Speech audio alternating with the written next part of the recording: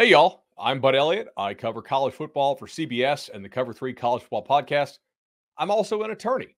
Let's discuss one of the biggest legal challenges to college sports: House versus the NCAA.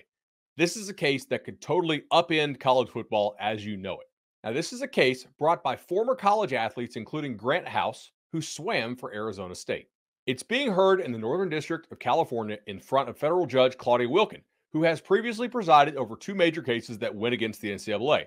That's not an accusation of bias, of course. It is merely worth noting that Judge Wilkin is familiar with the facts and arguments of players and the NCAA, which makes discussing which way the case might go somewhat easier for me than if a judge with no experience with this matter was on the bench. The claims: the 15,000 athletes who have been certified for a class action, that's important to note, claim that they were damaged due to being prohibited by NCAA rule from profiting from name, image, and likeness, aka NIL, revenue from video games like the EA Sports college football game, and from revenues from billion-dollar broadcast deals, apparel deals, or school brokerage sponsorship agreements.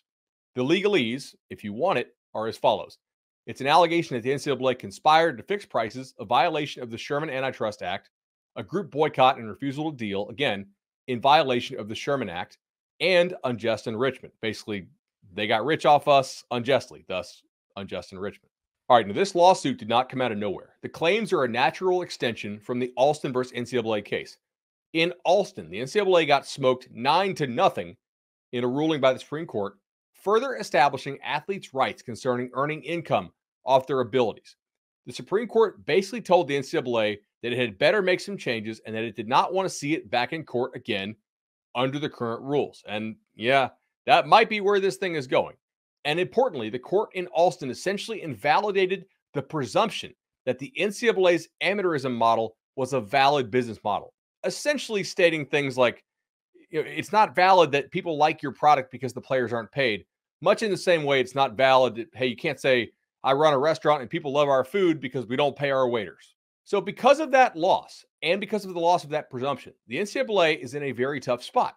Without the presumption, the NCAA needs to prove that preserving amateurism is essential to keeping consumers interested in college sports. Again, this is a higher standard that the NCAA must prove because it lost the presumption that it once had in some cases.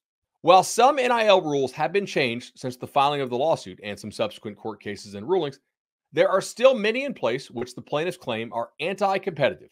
Basically, the schools conspiring with one another to keep all the money away from the athletes. But even the ones that have changed are great for the plaintiff's case in that they undercut the NCAA's only hope for a real defense here. That players being compensated tanks fan interest. In fact, through 3 years of data with limited NIL being available, fan interest in college sports has actually increased. So that argument is probably not going to fly. If you had heard reports on the news about the NCAA trying to get Congress to give it an antitrust exemption, this is why.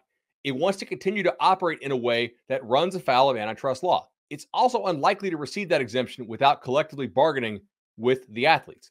And it's really unlikely to get one made retroactive to cover the behavior it has engaged in for about 40 years. The plaintiffs seek an injunction preventing the NCAA from enforcing its illegal rules. And this is a different injunction, by the way, from the case of Tennessee against the NCAA, which just got its injunction granted about a couple weeks ago, depending on when this video comes out, but roughly February of 2024. They also seek current and back pay from broadcast revenue, video game revenue, NIL deals, and more. And that back pay would stretch all the way back to the 2016 season. And that's a lot of money. In the 40 years since Oklahoma and Georgia sued the NCAA and schools won the case, granting them the ability to sell their TV rights, college sports as a business has exploded. Billions are brought in annually with the TV deals. Many college head coaches make 8 figures annually. Many assistants are well into the millions. Heck, college administrators have cushy 6-figure salaries. Everyone, but the most important parts of the whole business, the players, receive a piece of that pie. And as the pie grows and the athletes remain without a slice, the NCAA looks worse and worse in claiming it runs an organization centered around amateur athletes.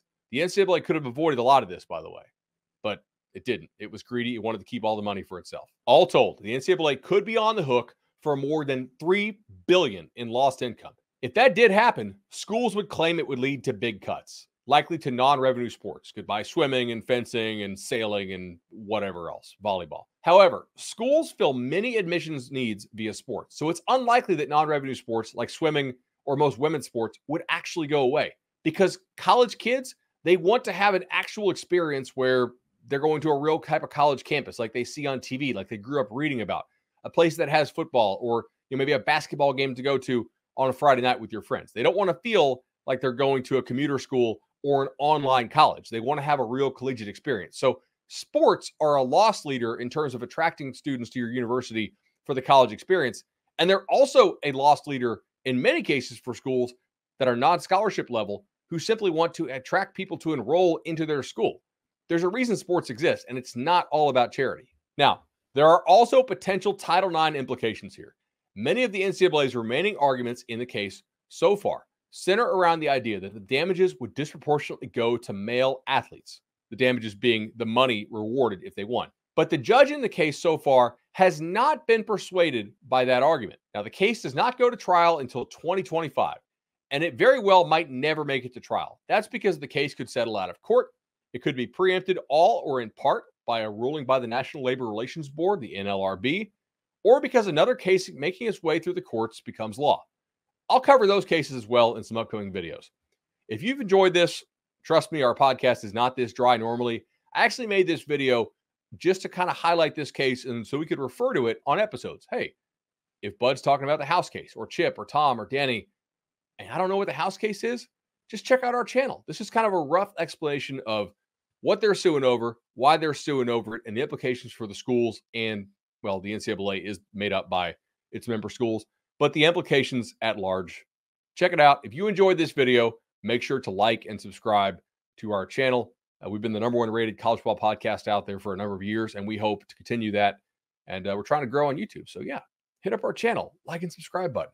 We'll see y'all in the offseason, Monday, Wednesday, Thursday live, and during the season, like 6 days a week live, usually at 11 a.m. Also do a cool late night show. Appreciate it, y'all. Have a good one.